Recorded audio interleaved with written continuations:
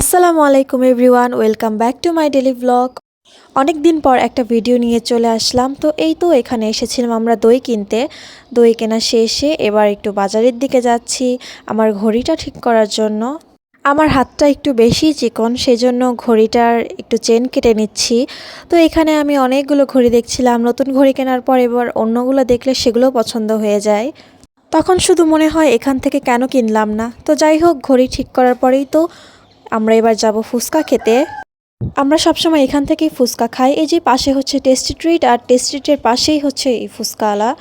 আমরা যখনই বাহিরে বের হই এখান থেকেই আমরা ফুচকা খাই। এই তো আমি লোকেশনটা দেখিয়ে দিলাম, দুই বোন চটপটি অ্যান্ড ফুচকা হাউস। তারপরে এই যে ভিতরে ঢুকে আমরা ফুচকা খাওয়া শুরু করলাম। মোট 8টার মতো ফুচকা দেয়, খুবই মজা লাগে। আর বিশেষ করে টকটা তো আরও বেশি মজা। ফুচকার টকটাই হচ্ছে মেইন। তো ফুচকার টকটা যদি মজা না হয় তাহলে আসলে ফুচকাই মজা হয় না। তো যাই হোক, আজকের মতো এতটুকুই।